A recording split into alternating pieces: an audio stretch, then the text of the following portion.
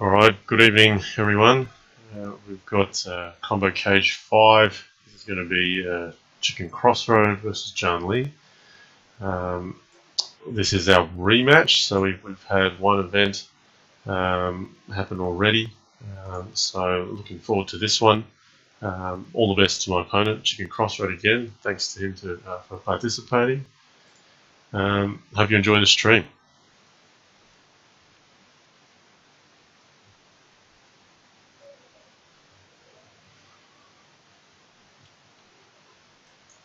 Okay, we're starting with e4, e5. We had a very close match last time. I did win it in the end, but it was very tight. So I should let the audience know that once upon a time, Chicken Crossroad and I had actually met. It was in New York a number of years ago. So what's going on in this position? We've got Queen D2 played earlier. I'm just assessing how much risk this is.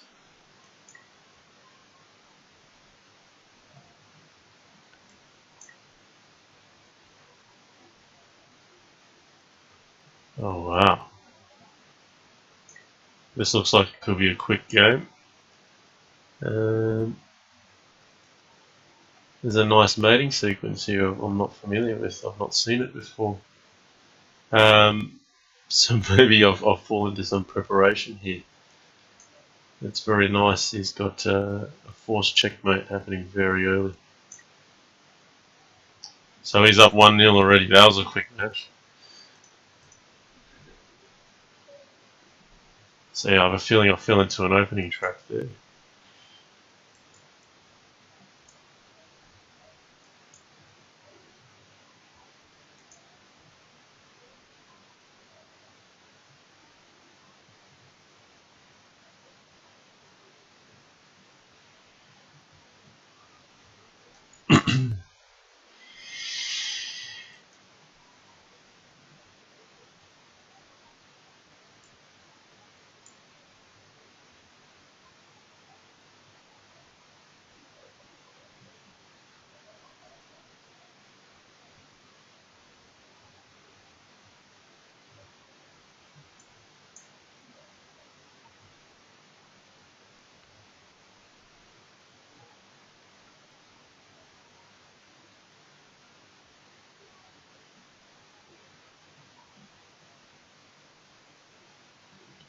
So black's played knight g4 here quite early.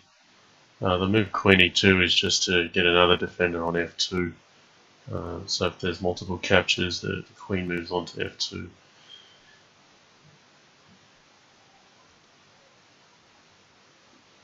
Okay, queen d7 played. So yeah, I feel a little bit like this is impeding black's development a little bit.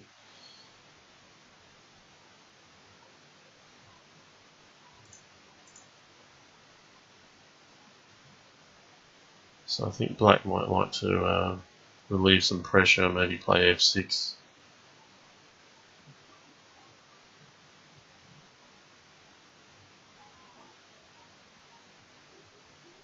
Yeah, I'm going to play c3, just prevent this knight coming in. So it's still a balanced position. This bishop's now giving a bit of extra coverage. And now black will be seeking to untangle his pieces. So what I'm mindful of here is the f4 square. I don't want to allow knight at f4. So I'm going to patch that up. And then now c6 is coming.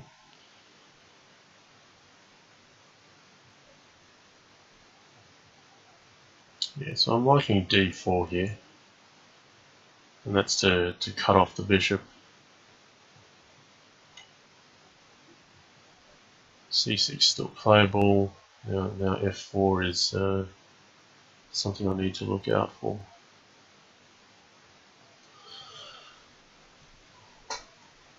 So okay, I think here's a little bit critical to play correctly.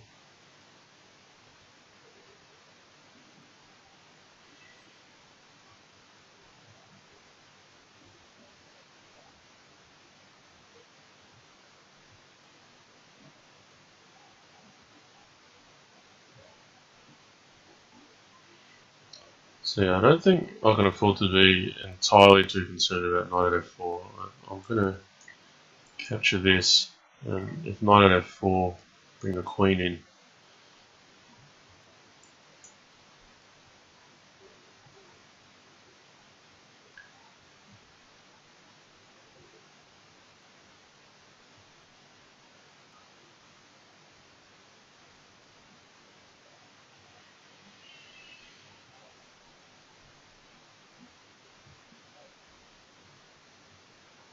Yeah, so both players down to about a minute here. So we've got something that could brew into a sharp position fairly quickly. I'm still working out if a trade of queens is really going to favour me. I'm going to sack it for this one.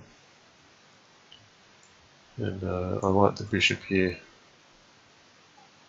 Establishes some important control there while threatening the queen.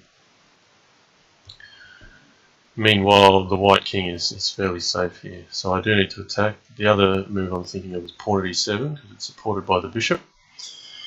And then that makes things tricky because knight at f7 becomes a threat if the rook moves. Even if the rook doesn't move, there's mate threats with capture here. So chicken's actually gone straight for this knight.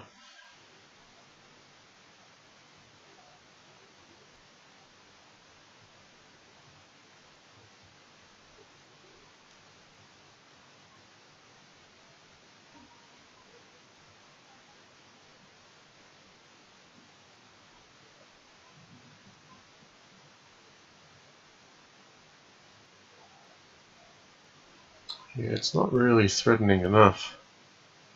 I'm gonna put this pawn. I'm very short on time now.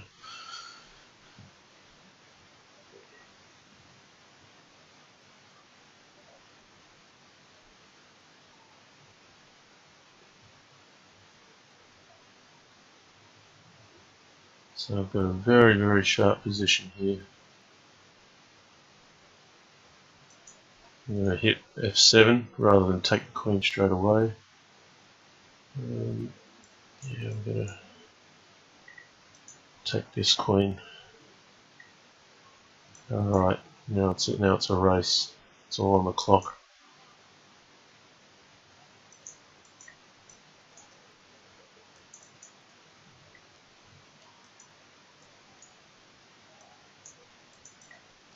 Oh dear.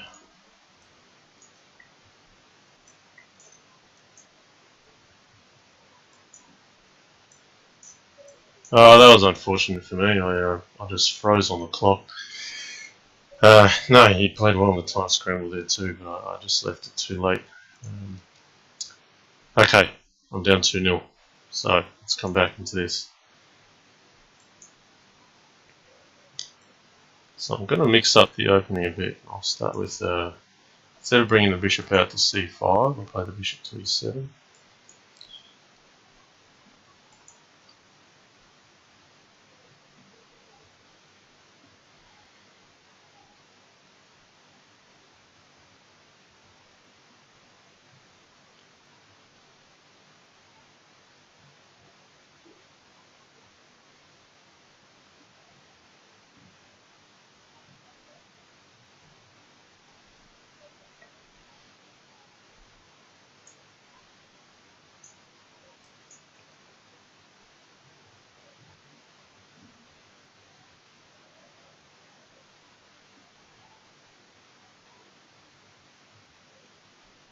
So a question from the channel is Tommy Tuamola. He says, why can't you just play 2+1 to avoid those flagging moments? Well, you could, but 3-0 is standard and time is part of the game. So that's why we're playing this tournament.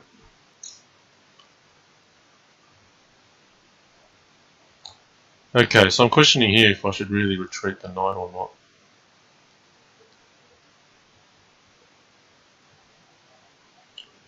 There may be some value in leaving it there.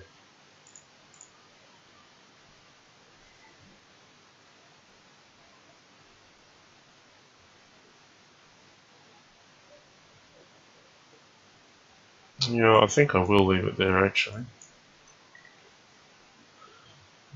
Bishop h4 becomes an open line. If knight at f5, I can capture it and play knight at f2.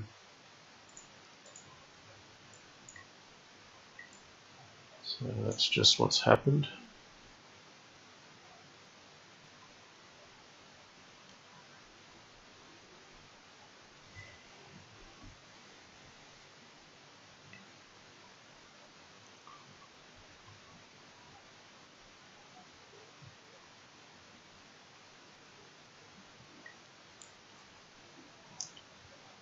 Okay.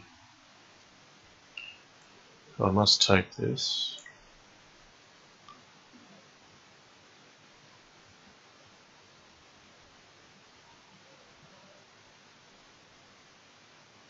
It's playing very aggressively.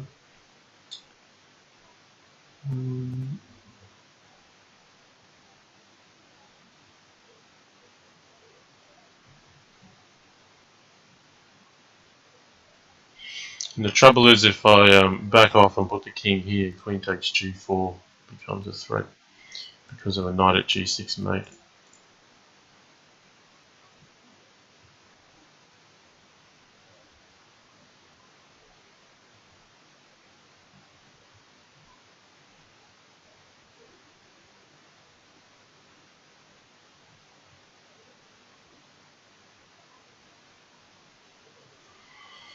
Yeah, I need to be careful here. Okay, I think rook f6 is appropriate. I need to defend g6. It also attacks this pawn.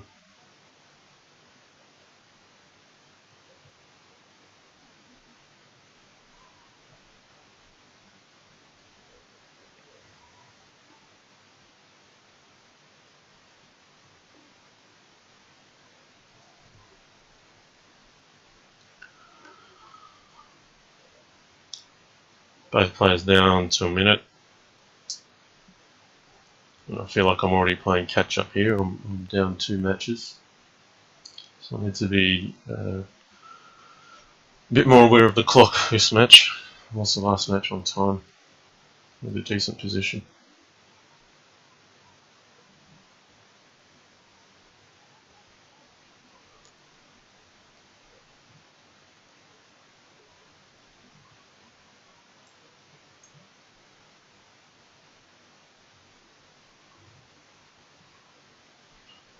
Okay, where's he going to access another pawn from? Well, I'm going to take this one.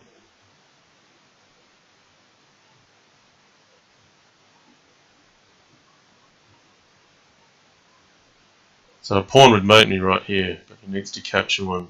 And that will give me an opportunity to replace with either a bishop or a pawn. I'm going to replace with a pawn.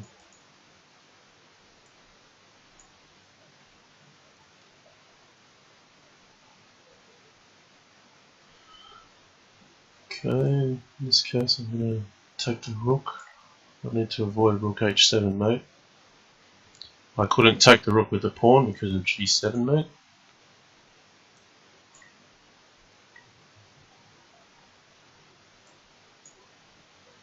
So now I've got some checks to play, so I want to make some ground on this king.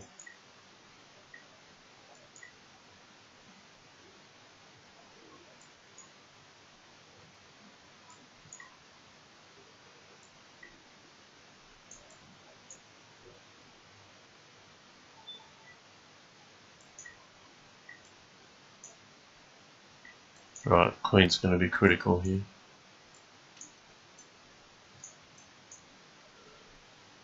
Alright, so glad to put a match on the board.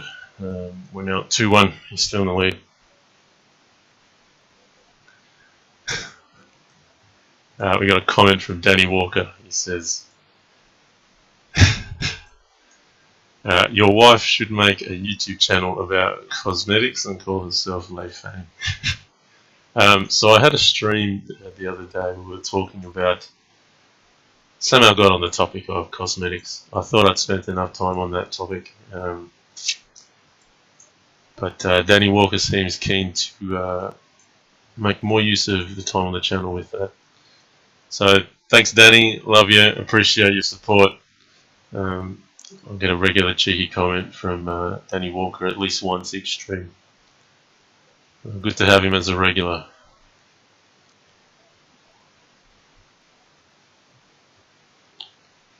Okay. What's going on here? So we have some early trades.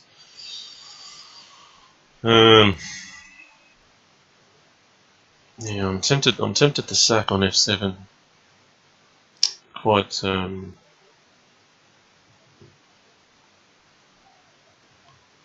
being quite optimistic. But then I'm assessing if there's a decent continuation that follows that.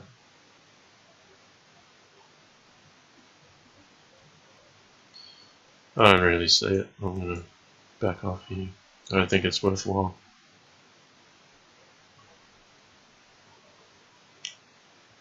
What I'm mindful of here is pawn at E2. That would seal the deal.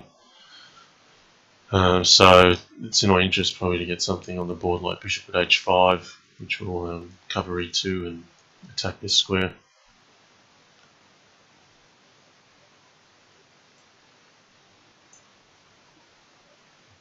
I'm choosing H2 as a square for the king, so it avoids knight at G3.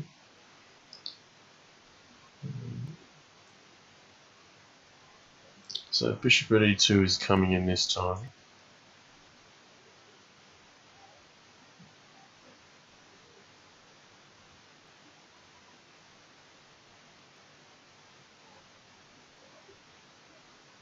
So we played through a similar game before, but I think he hadn't played C6 yet. Maybe it's a slight improvement, gives coverage on this square, avoids the knight coming in there later. I'm going to play the sack to bring the queen out. And so this changes things because I don't have an easy diagonal to play on like I have before.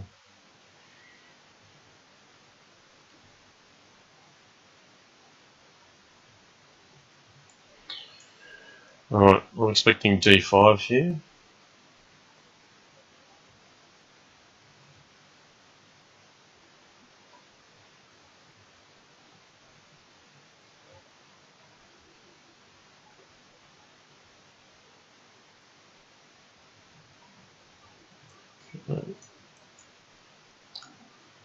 Now expecting a trade and knight at F3.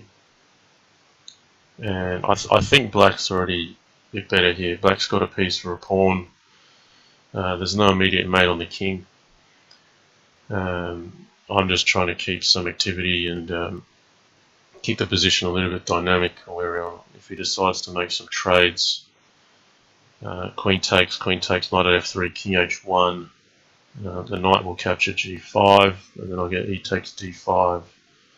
Nothing decisive, he can just recapture, but at least I'll have some initiative. Maybe the bishop defends G2, and I'll at least have something to play for. So here he could be considering bishop F4, yeah. I'm not sure that's better for him though. It is a bit risky. There's a knight check. Doesn't seem to go anywhere, but I am getting some safety because the knight will defend the square I need to. So I'm tossing up between knight at G5 or knight at E5 here. I think I'll go knight at E5 just because it attacks the bishop. The main bit is that I have F3 defended, so that he can't play knight at F3 to play mate.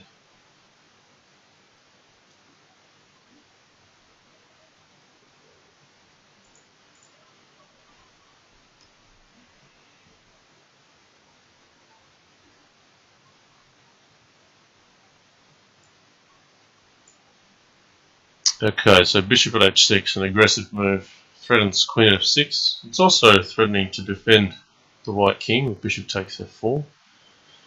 Funny way of saying it, threatening to defend, but it's not all an aggressive move. If he captures it, queen at f6 is dangerous. And so here, yeah, I'm going to take the aggressive option. If the queen takes, there's knight d7, otherwise I pick up this rook here. And now I need to be careful of getting mated with knight at f3 again. So a rook would not be good to lose at this stage.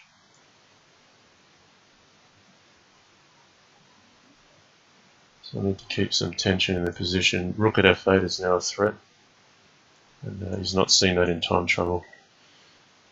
So yeah, I did think black was better there, but he did allow some initiative. So we're at 2-all. We're tied at 2-all.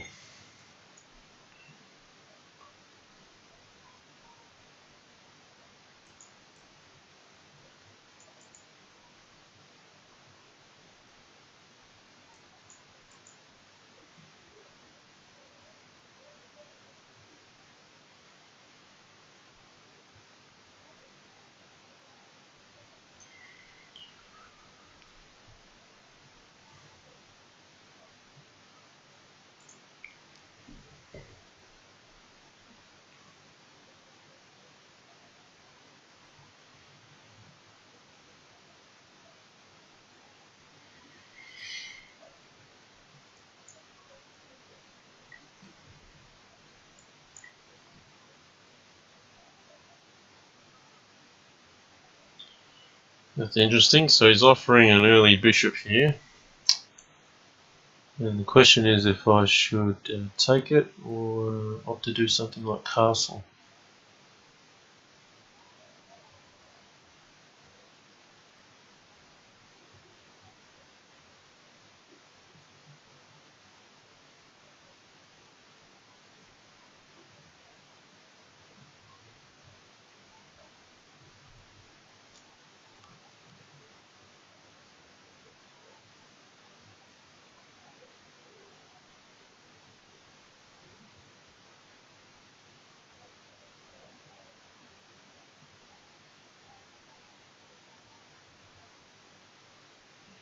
Yeah, I feel like I'm going to have holes the rest of the game if I take this and play king d7. Yeah. I'm going to castle instead.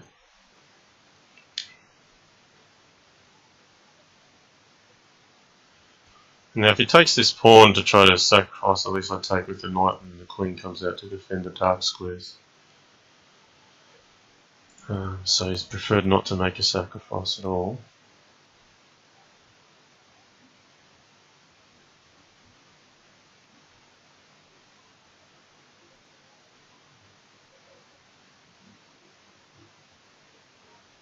Yeah.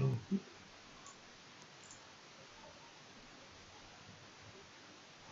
think I'll mirror. I think I'll put the knight here as well. Hit this pawn while I can. And the idea to bring this knight to g6, but then I'll have some defense on the bishop on f5.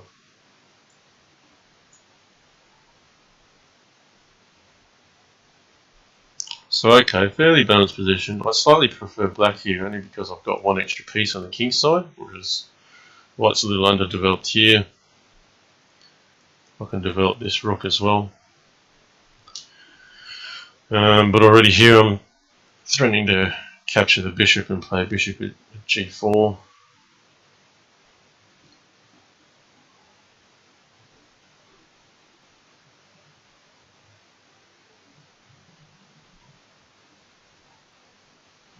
Not really sure it amounts to anything just yet, but even capturing on here, I think favours black slightly, with black having one extra piece on the king side. Okay, I'll stay true to my word and capture it with the knight to defend the g7 square.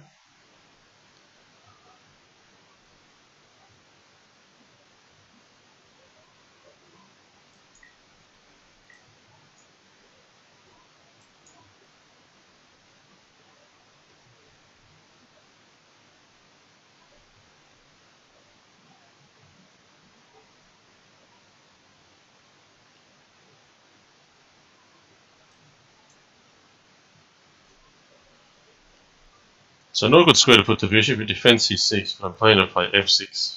The bishop still has a life later on in the game.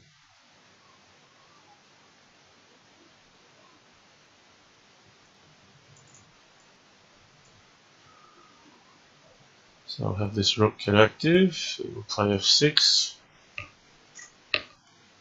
He might come in with knight e6. Not too bothered by that.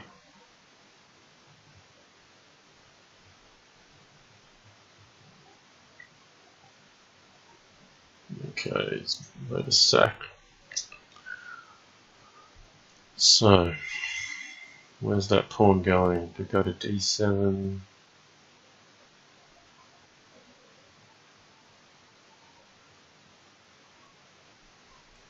I've got to decide if it's more valuable to capture this knight on e5.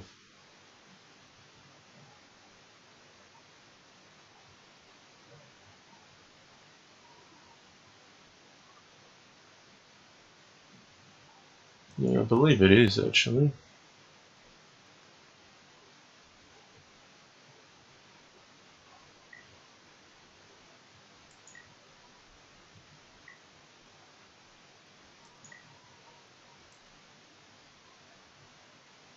Okay, down to 16 seconds again. So looking to defend my light squares. Bishop takes h5 is on, so just gotta look out for that.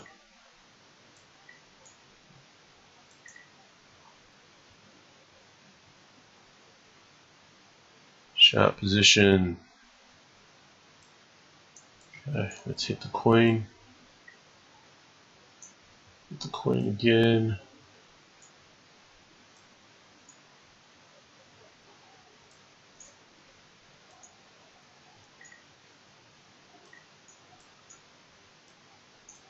Whoa. Concerned about the clock here. Yeah, I think time got the better of him that one, but he usually does better in the time scrum. A bit unfortunate that game finished on a time scrum. I was looking forward to actually playing it out. But okay, I'm now on a slight lead at 3-2. Seems like, apart from this first game where I fell into an opening trap that I've never seen before, I've been playing games to the wire. It's all very closely tied.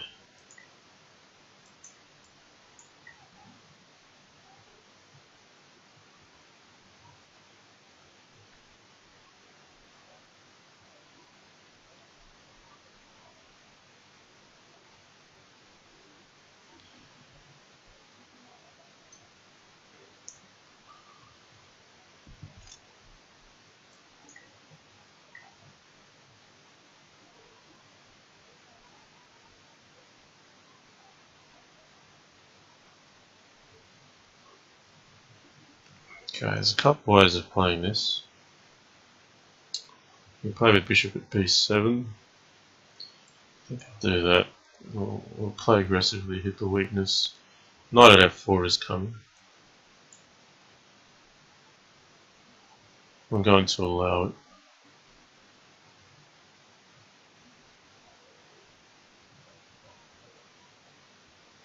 If the bishop gets hit, then you can always redirect it. It's still going to have a life somewhere out here. That's going to be fine.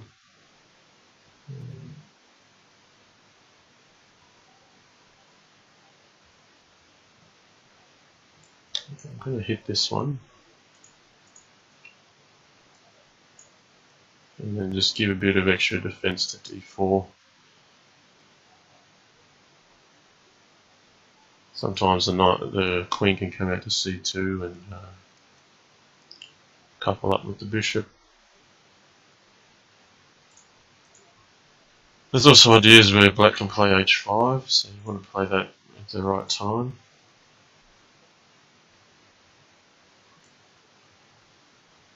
Play queen c2 first. That might bring in the queen into e4 to hit this knight. I don't want to release this knight to g4 just yet because of this knight g2 sack. Yeah, maybe it's not too dangerous, but I don't feel I have to concede that just yet. So okay, I'm happy to take this one because I'm threatening to take this check. Now this knight's hanging. Yeah, let's threaten pawn at g7. Yeah, the rook can't come across because queen takes h7, and then pawn at g7 is even more dangerous. There's also bishop h6. So this discovery is not worth much because I blocked the check with my own check, and mate soon follows. So yeah, it's a slight inaccuracy from him allowing some of this activity because maybe he missed queen takes h7. Okay, I've had a streak of 4 wins, so I'm up 4-2 now. So we'll go back to e4, e5. Yeah, I found this line interesting where he had a neat opening trap, so I'm going to go into it but see if I can find an improvement before I end up in forced mate.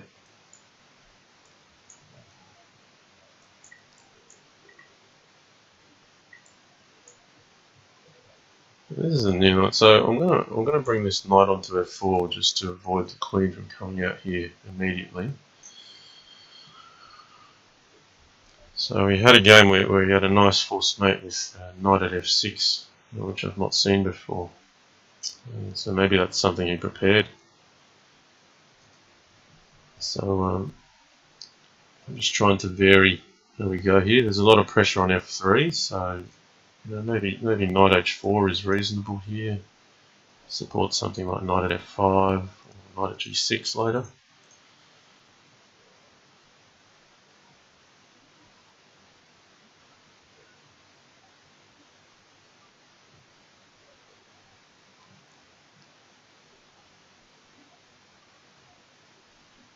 Oh, very aggressive. So he's gone straight for the queen at h7 threat.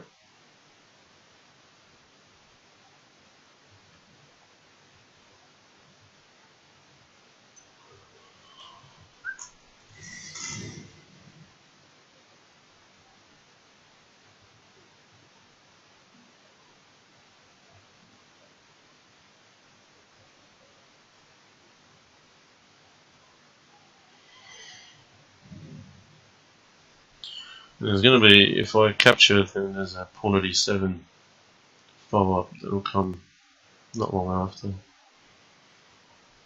Bishop g6 doesn't work because the queen takes f4. So I think I have to capture this and play knight at f6 and then face pawn at e7.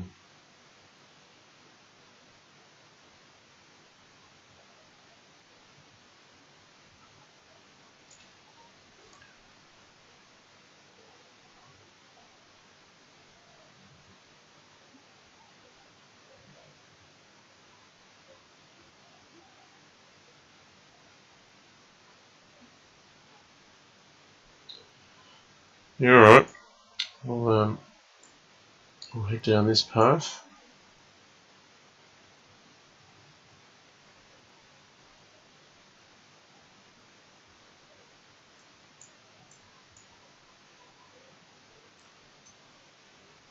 So I'm just keen to survive here, honestly.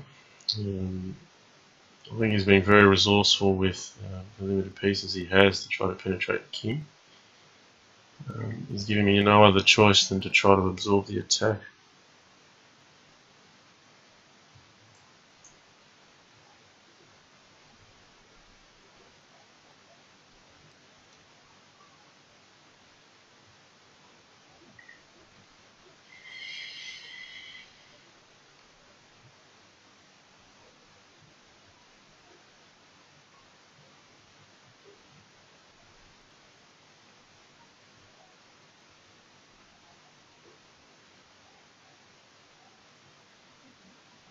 So in this position as black, I'm keen to try to get rid of this knight. It's a potential attacking piece. If I can get the chance to try to attack it, because he may be able to take this. I have to capture it. Knight f7, I think, is the next. And then yeah, I don't know if this is defensible even. I think he just takes f7 and plays g6. Oh, he's found a mate possibly. Yeah, I think he's found a force mate. Very elegant. Yeah, I've got no choice but to play into it. Very nicely done there. So yeah, he's just completely forced that game from my hand, straight from the opening. So it's nearly suggesting that one of these opening lines that I've been playing for a long time is maybe no good. He's challenging um, some of this old opening knowledge that I have. Okay, so he's taken a win. We're at 4-3 now. Let's go a bit crazy. Okay, this is probably quite a practical piece sack. I think theoretically black's probably better if we can hold it accurately. But from a practical perspective, there's plenty of play in the position.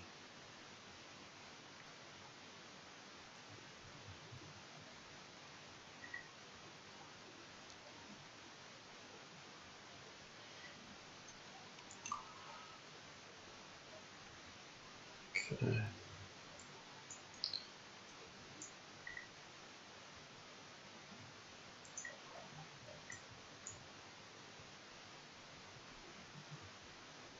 So yeah, I've already sacked a couple pieces here.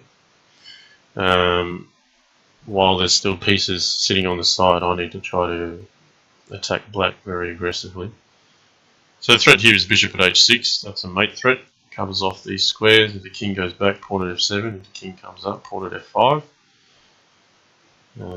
Unusual that he's just not seen it. He probably thought I was just going to take the knight. So yeah, I expected him to see that. But I suppose that's an example of that being practical and not necessarily theoretical.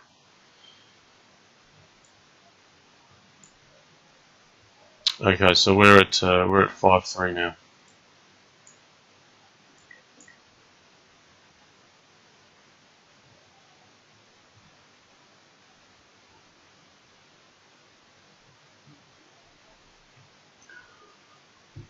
So against a position where I've seen c4 and e3, my eyes light up on the opportunity on this diagonal. So I'm going to come out to play pretty quick. Pawn at c2 is a threat. Can't play knight c3 because it takes, and then knight at c2. So sometimes white has to replace with the pawn on c2, and then black's got some nice development here. But the question is if you can actually do something with it.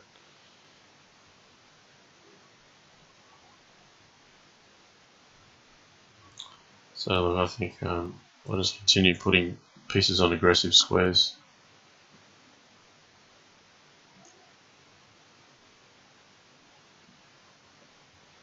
Yeah, so this pawn's hanging. But you know what? Instinctively, I feel that I should just allow it.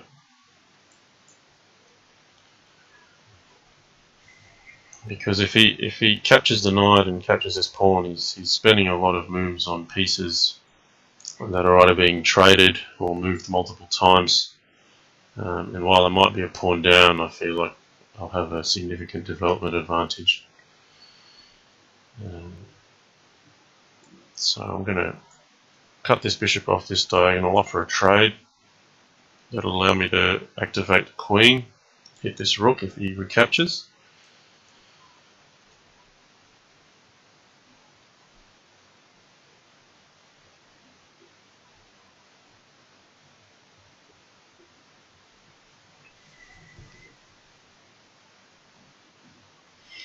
So yeah, I mean, yeah, honestly, nothing concrete I'm seeing here in terms of compensation for the pawn, but just following some general principles. Development advantage for one pawn, Yeah, okay, I feel like I can take this and either play bishop at b2 or queen f6.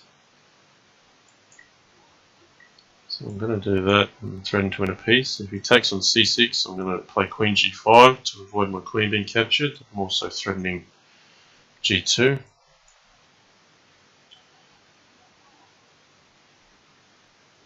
So now down 2 pawns, but a lot of activity on white's position, and I'm also relatively safe at home.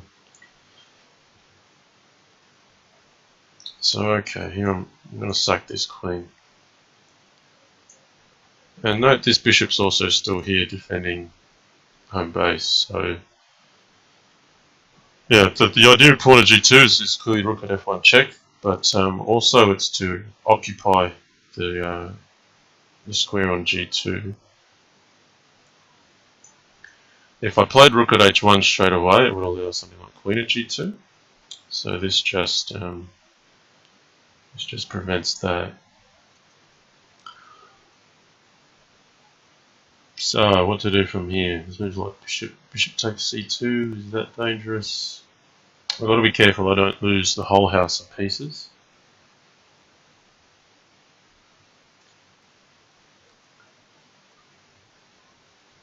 So yeah, I think I'll just grab this rook. He can take my knight. That's going to be all right. But I'm not getting a mate threat on my king immediately, so rook at f1 becomes attractive. Try to make a trade of queens, do some more damage on the back rank. It's going to take white quite a while to penetrate the king side. So I think he's looking to grab the g2 pawn. I figure I should just ignore it.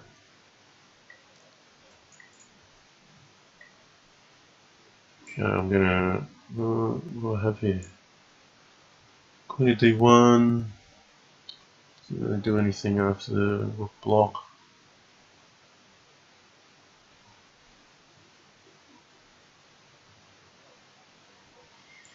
No, I like queen at h3. I like trading the queens.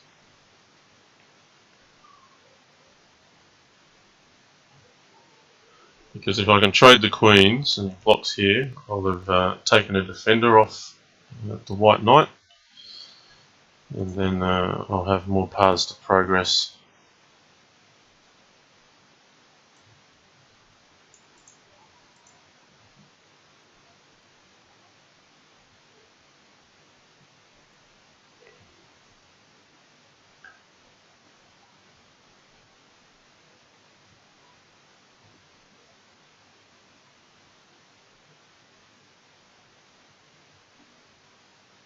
Yeah, I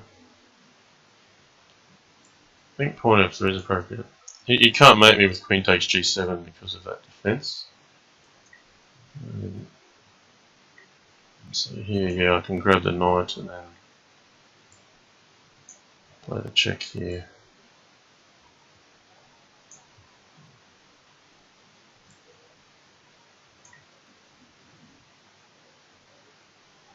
All the pieces are crumbling.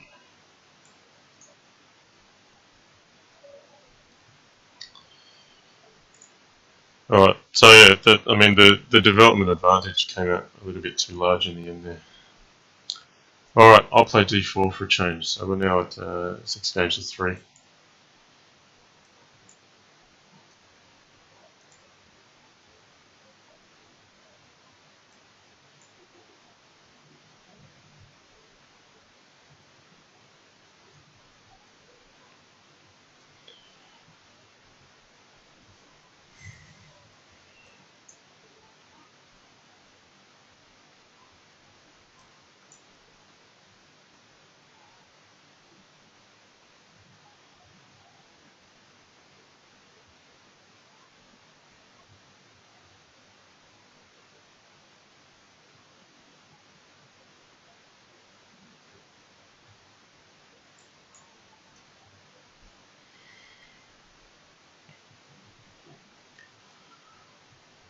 Okay, so d4, d5 position, just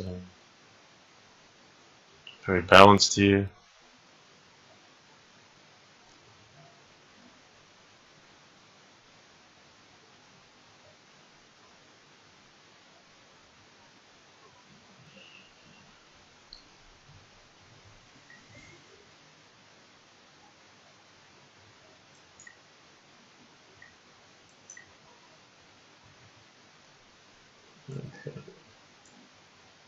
So I have to defend this e5 pawn.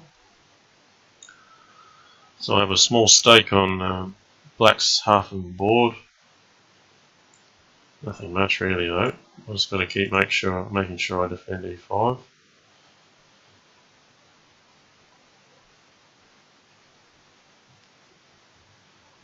But this f6 square could be something in the future. Yeah, I'll play the knight to b3 just to prevent d4. I prefer knight b3 because knight f3 gets pinned by the bishop this side. He could still play bishop at a4 to pin the knight, but I don't mind it as much because the pawn that's going to capture here doesn't make any weaknesses on the king. G takes f3 can be a little bit different. Or the queen might be encouraged to come out to f3 if the knight was there, and then it might get hit a little later.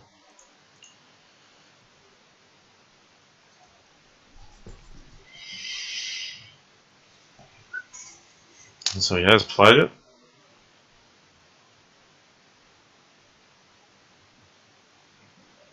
I'll swing the queen out. Yeah, sure, do that. He's basically going to take and play d4. You can play d4 myself, but I don't mind this diagonal being open. Do I have any other options?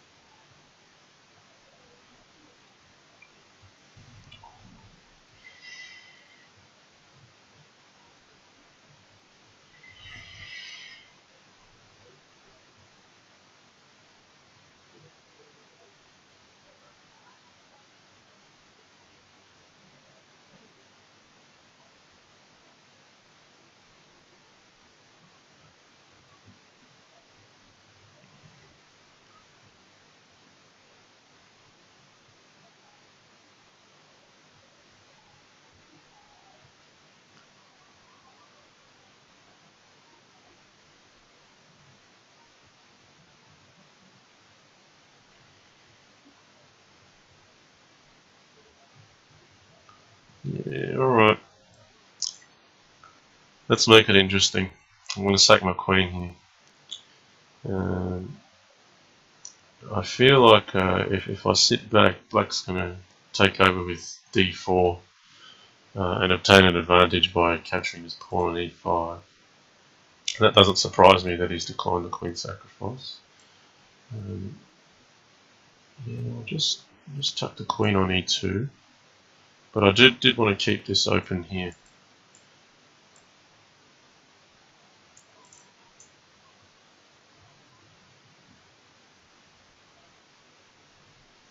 Not really certain it's been a good decision. I think knight takes d3 is a good move here.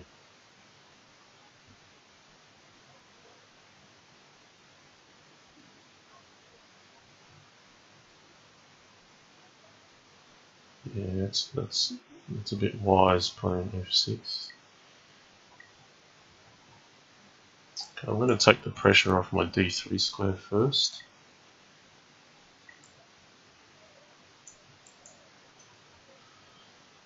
And now we've got clock troubles again. So now I'm looking to see if I can exploit these weaknesses at the back a little.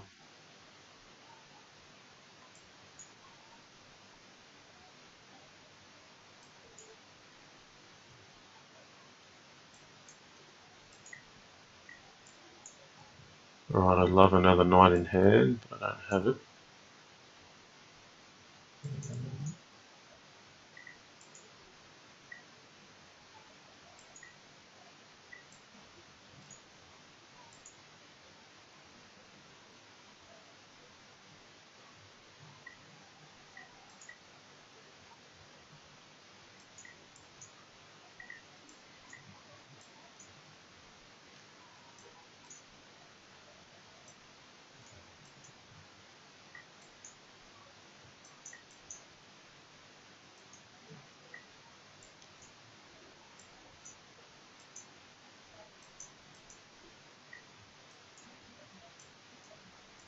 Okay, it's all about time.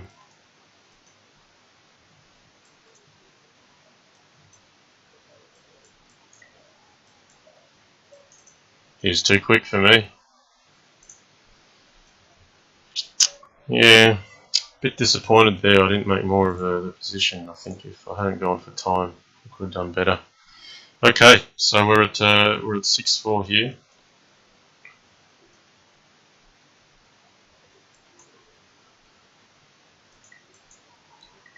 Okay, we got an early d4 and an e4, e5 position, so this opens up the centre considerably.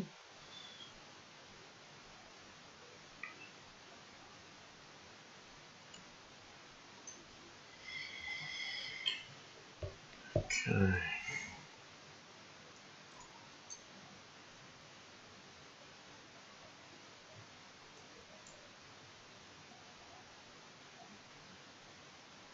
I expect knight at g5 potentially. I wouldn't have minded playing d5 if you did that.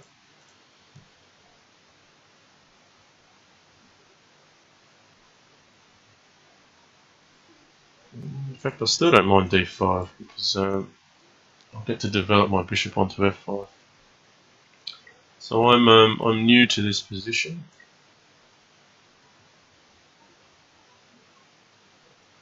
That's a good move. It's preparing pawn at e6.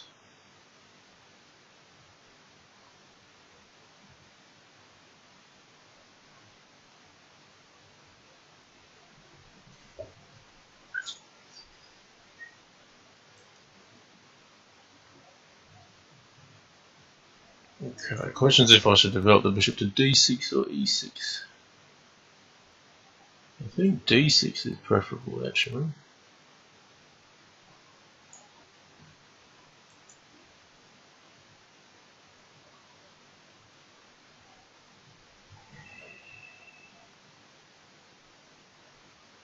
You might sometimes argue to put a bishop on e7 in preparation for bishop g5, but this bishop's already tied to the knight, so I don't mind putting it there. If he plays pawn at e6, I bring the bishop back out and I play the castle, and it's a game from there. If knight f5, I'll still castle. Okay.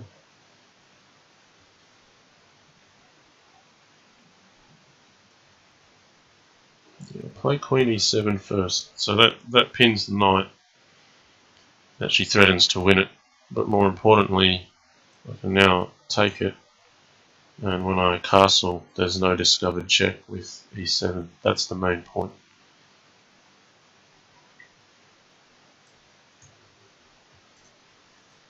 So I want to get my king off the centre, get it out of dodge. H8 would be a really safe square, so worthwhile investing in some safety first. And then my next plan of progress, I mean, I've got a few pawns in hand, I've got a knight.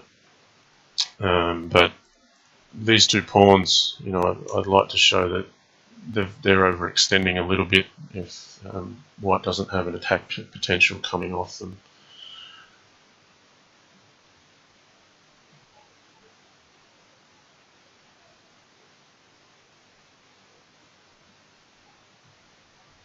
So look, I'm going to get mindful on the clock already. I've got 1:45.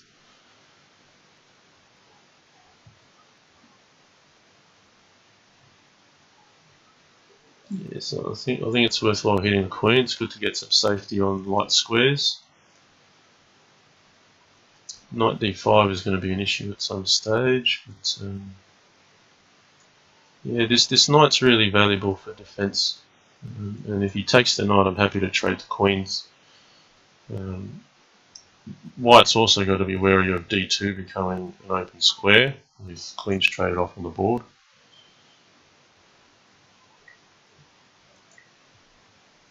He's opted not to go down that path. Yeah, I'm happy to secure the king here, avoid any tricks with pawn at g6. Okay. And now I'm looking at knight at f3, so I want to grab a knight. Pawn at b4 can't be played, I can take it. If he recaptures, I'll have a check. Okay, he's allowed me to capture the knight, so I'm happy. Queen at f3 is a threat, pawn at b2 is a threat. So there's plenty for white to be concerned about here.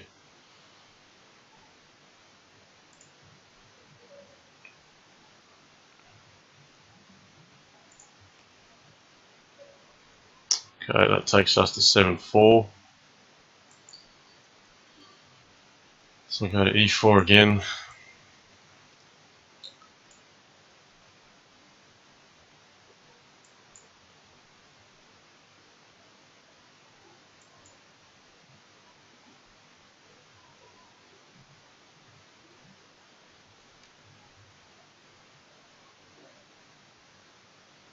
Yeah, just wondering if I should play the move order slightly differently here. I might play bishop g5 first.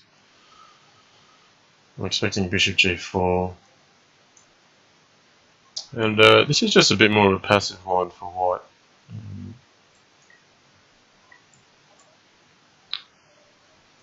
But it just prevents knight d4. And it's just something a little bit different. Nothing special.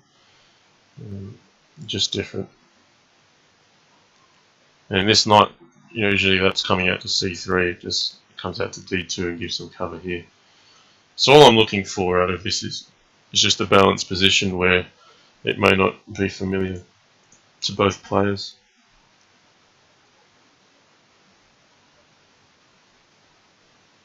Okay, I'm going to play queen b3, which hits b7 and then doubles up here onto f7 potentially.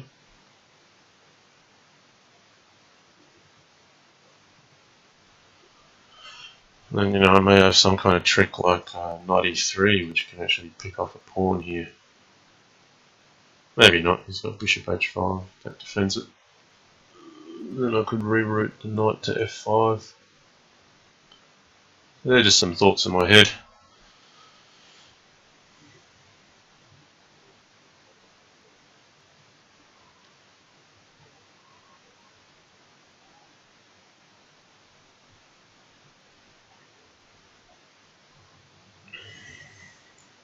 So let's go for that, knight e3.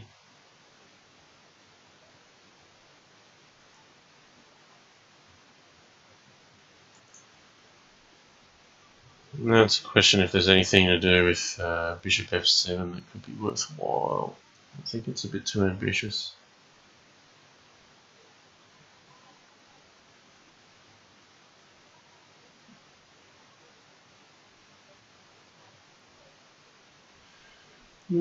Can't help myself. I'm going to go for it.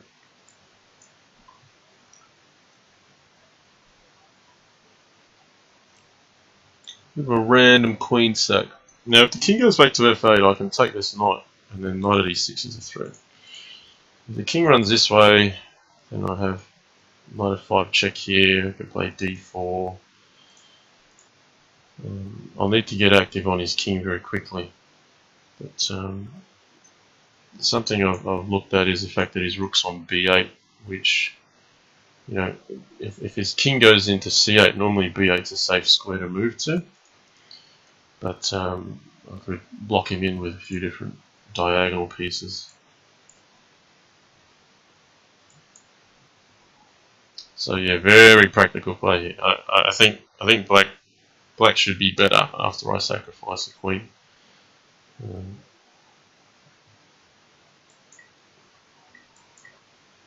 It's all practical play. So the aim of the game here is to keep the position dynamic by having trades available, having pawns pieces in hand, and trying to keep that black king a little less safe than my white king. So bishop at e6 could be something here.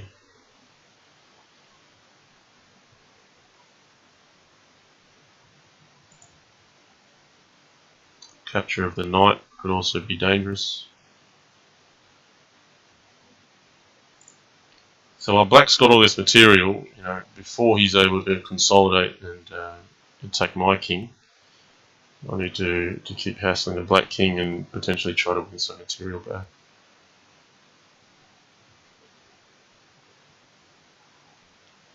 Yeah, but okay, well, I'm happy to capture this.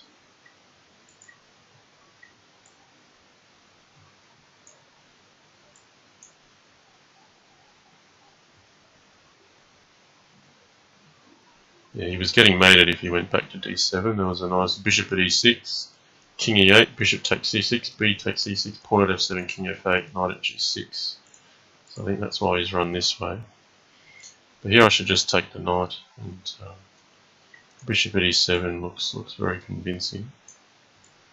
I'm just going to trade that queen off. My king's still very safe, but now queens are off the board. So yeah, I mean this should be enough to win.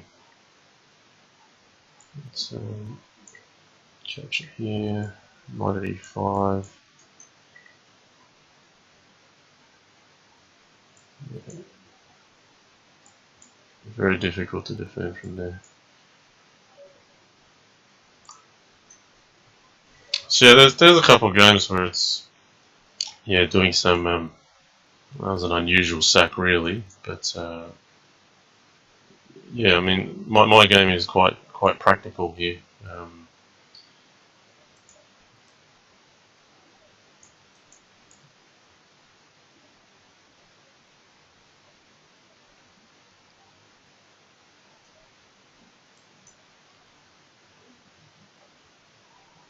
And if you're going to go in these sacks, I mean, yeah, if you're going to sack a queen, you've got to think quite resourcefully on making use of every pawn, making every piece count. But I think black should have been better after that sacrifice.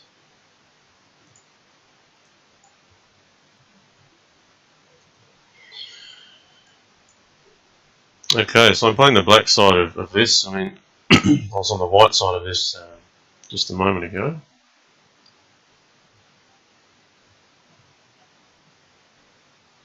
So okay, h4. I'm looking how I can make knight g6 work, if it even does work. So white's just threatening to go h5, h6. You know, it's basically asking the question, what are you doing, black? I'm just going to come and open you up.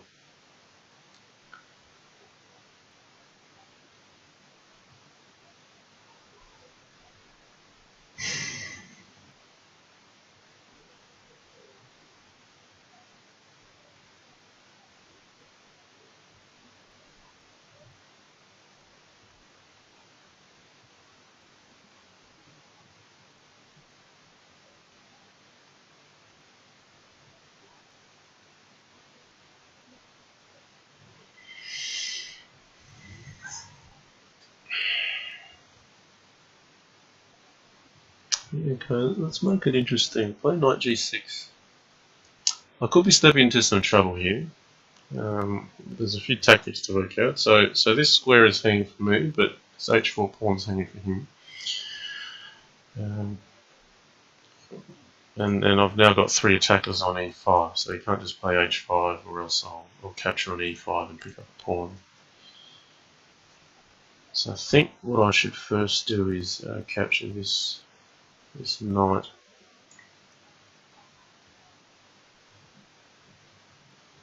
And I want to be able to play knight takes h4.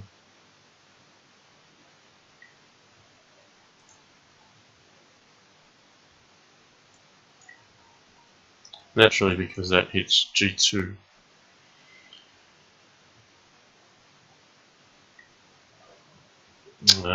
So we've just got sack, counter sack. Alright, so everything opens up now. So I figure he thinks he can go to d2 and c1, that's fairly safe. Yeah, to be honest, I feel like white's king is going to be safer than black's king here.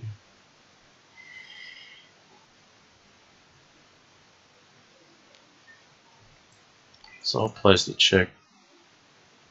I'll be direct with pawn at a3.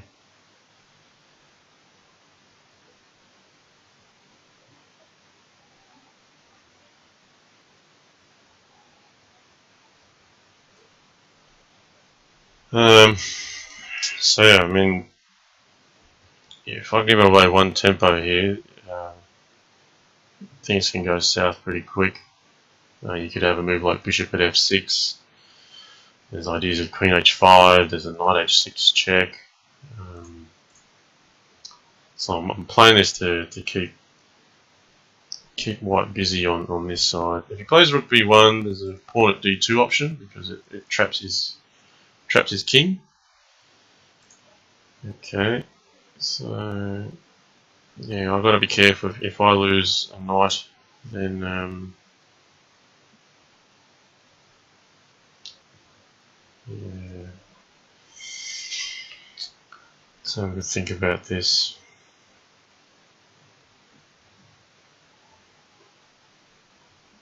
Just working out if losing a knight is fatal on my king side.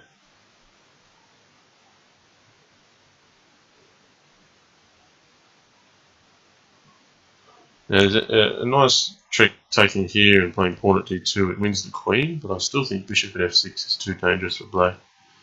There's no actual immediate mate threat, so I end up being worse off. Time's ticking. Got to figure this out. Yeah, I'm going to go for it. I'm going to allow him to have the two knights. I figure if he plays knight h6, I can capture g7, and then after knight h5, I can capture his knight here, and then my king's got to dance from there.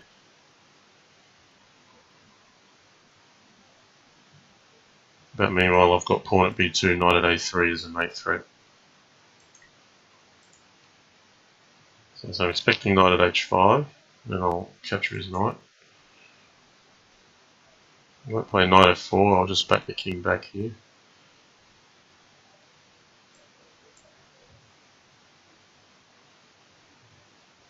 Yeah, pawn at b2 is dangerous. So yeah, this is what I foresaw, that if he went for the checks, he'd not actually find mate, but he'd have a nasty check on b2. It's hard to defend. Okay, so we're looking at 9-4 here, I think.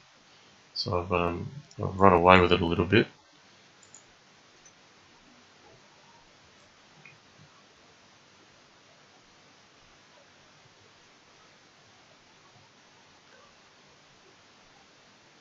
Okay, advanced French. You don't see this too often. Yeah, we'll go with the knight f3.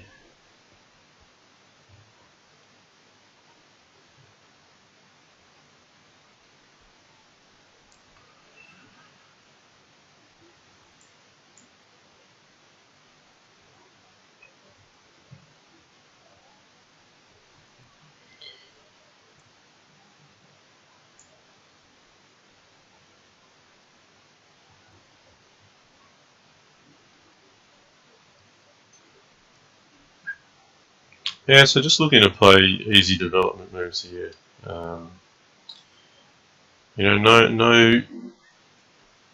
No particular specific moves in mind. Probably more general strategy. Put the queen here. Put some pressure on g6 because black's break is often f6 or f5. And if I put the bishop here, if he plays f6 or f5 now, he stands to lose a pawn on g6 because his pawn won't be defending it anymore. So if f5 is an en passant. Yeah, you could play rook f6 actually, that might be alright. But if white can just stop black from developing really, it's coming around this way, then white has a chance to slowly develop his own pieces. Yeah, c5 is coming, but it should be alright to allow it.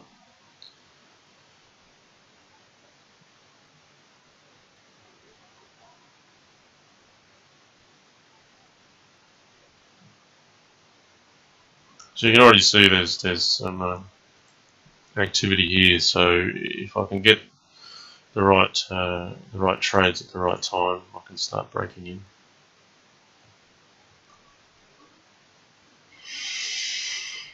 So here,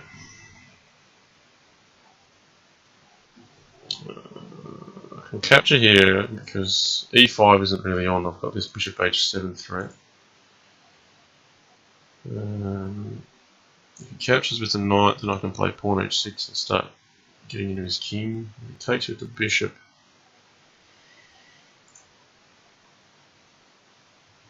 What if he takes with the bishop? Then go. Still play pawn h6. Yeah.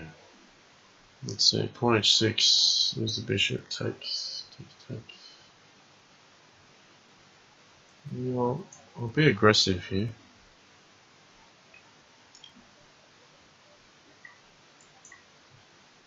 And the way I figure I'm going to be aggressive is I've already connected my rooks. Black still hasn't developed a few pieces. So why not try to get active while I still have a minor lead in development. Yeah, if the king takes, I'm happy, then I can recapture the bishop. It's more if the bishop moves, I capture the rook, and then I'm just a bit short on diagonals, but I figure that material's balanced enough playing this pawn at h6 move, and I get to make progress on his king. So they're the guidelines for this decision. Okay, bishop f4. Now taking the rook should be fine, but sometimes you can sit on it and get a greater benefit. But I think this e5 pawn's going to fall.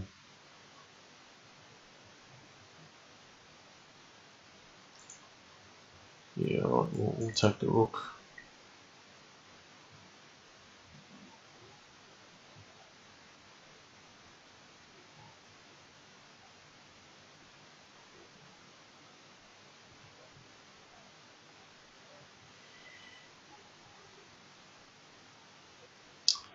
Okay, time's ticking. Let's get in. I'm just going to play very blunt style.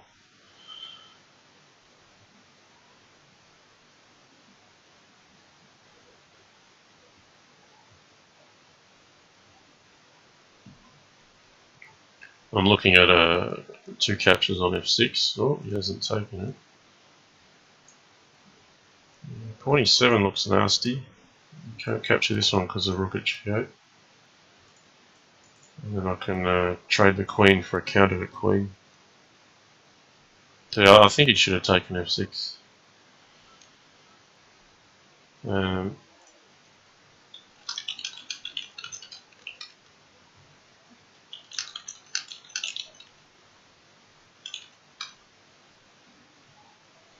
Right, we're just confirming that's 10 matches, 10 to 4.